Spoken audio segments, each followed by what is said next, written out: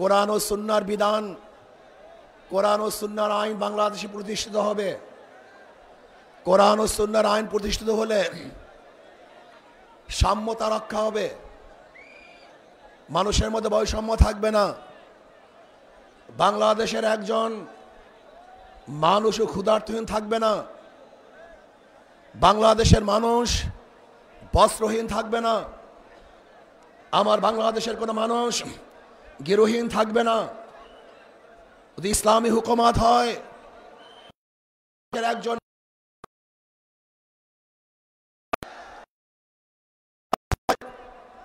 তাহলে বাংলাদেশের মানুষগুলি শৌকিয়ত করে বাঁচতে পারবে। এই ভূখণ্ডের দিকে কেউ আঙ্গুল তুলে তাকাতে পারবে না। যদি ইসলামী হুকুমাত হয়, বাংলাদেশের একটা টাকা বিদেশে পাচার হবে না।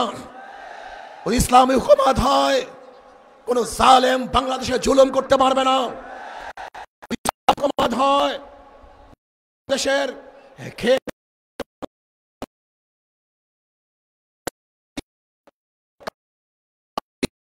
মজদুর, শ্রমিক, প্রত্যেকটা শ্রমিকের ন্যায্য অধিকার প্রদান করা হবে।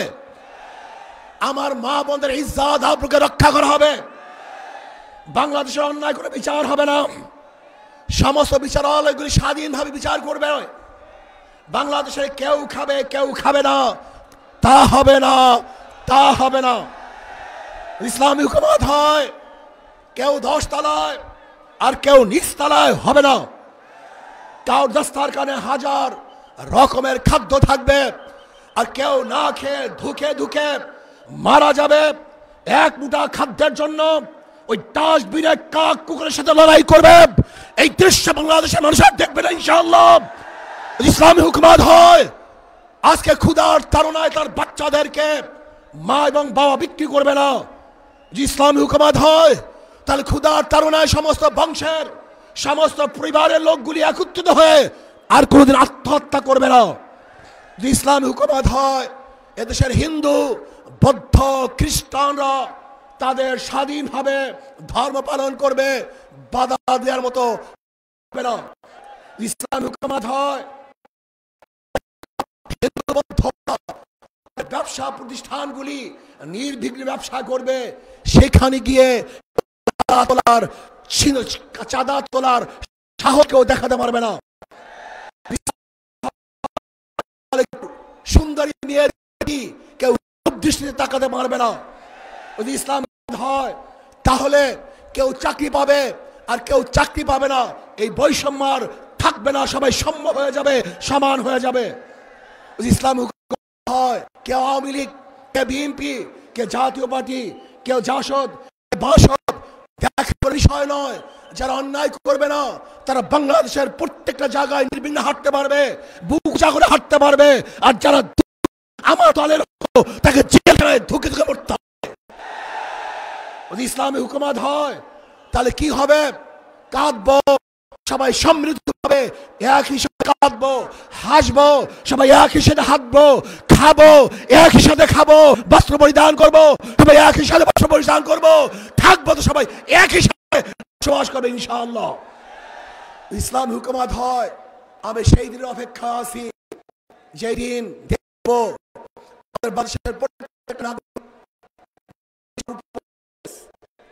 বাংলাদেশের একজন মানুষ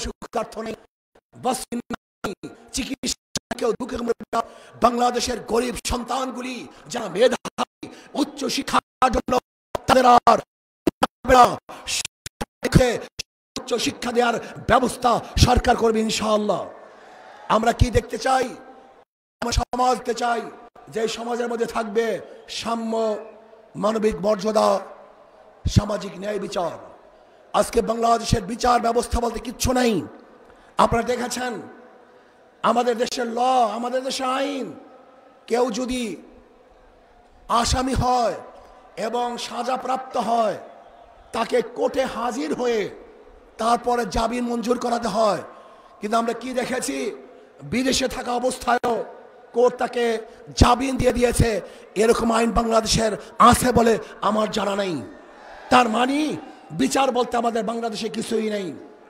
আজকে এই সমাবেশ দেখে একমাত্র জালেমরাই এবং চাঁদাবাজরাই তারা বেজার হতে পারে, হতে পারে, কিন্তু যারা বাংলাদেশে উন্নয়ন চায়, উন্নতি চায়, তাদের আজকে খুশির আর শেষ সীমা নাই, তারা খুশিতে বাগবাগ হয়ে আছে। আসুন আমরা যদি ইসলামী দল করি, ইসলামী সংগঠন করি, মিথ্যা বলবো না, ধোঁকাবাজি করব না। আমাদের চরিত্র আখলাককে মজবুত করতে হবে। নবী আলাইহিস সালাতু ওয়াস সালামের ব্যাপারে আল্লাহ পাক বলেছেন, ইন্নাকা লাআলা খুলুকিন আযীম। আমরা ইসলামী সংগঠনই, আমরা মিথ্যা আশ্রয় নেই, ধোঁকাবাজি করি, এটা ইসলামী সংগঠনের সদস্যের চরিত্র হতে পারে না। যা বলবো স্পষ্ট বলবো, যা কিছু করবে স্পষ্ট বলবো, কোন অবস্থায় মিথ্যা বলবো না। আমরা মিথ্যা বলি তাহলে আমাদের উপরে মানুষ আস্থা হারিয়ে ফেলবে, আমাদের কথা মানুষ বিশ্বাস করবে না। আসুন আগামী নির্বাচনে ঐক্যবদ্ধভাবে নির্বাচন করবে ইনশাল্লাহ। আমি আগে বলে দিয়েছিলাম, মুনাফিকি না করি, আমাদের কলিজা, আমাদের কলব যদি ঠিক থাকে, আগামী ইসলামী হুকুমত হবেই হবে ইনশাআল্লাহ। লিখে রাখতে পারেন, লিখে রাখতে পারেন, আগামী সংসদ হবে ইসলামের সংসদ, আগামী সংসদ হবে কোরআন ও সুন্নাহ সংসদ। আল্লাহ আমাকে এবং আমাদের সবাইকে এক ও ন্যাক হয়ে ইসলাম হুকুমত কায়েম করার জন্য আল্লাহ পাক আমাকেও চেষ্টা করার তৌফিক দান করুন, আমাদের সবাইকে কবুল করে নেন। আমা আলাইনা ইল্লাল বালাগ। আসসালামু আলাইকুম ওয়া রাহমাতুল্লাহি ওয়া বারাকাতুহু। প্রিয় প্রবাসী, আমরা যারা প্রবাসে কাজ করি, পরিশ্রম করি, আমরা সবাই চাই দেশে একটা ঠিকানা হোক, কিন্তু ভয় পাই প্রতারণা হবে কিনা, নিরাপদ কিনা, টাকাটা হারাবে না তো। আজ আমি এমন একটা প্রজেক্ট সম্পর্কে বলবো যেটা এই ভয়টা দূর করে দিয়েছে। তার নাম প্রবাসীর সিটি লিমিটেড। প্রবাসীর সিটি বাংলাদেশের প্রথম স্মার্ট শেয়ার ভিত্তিক রিয়েল এস্টেট প্রজেক্ট।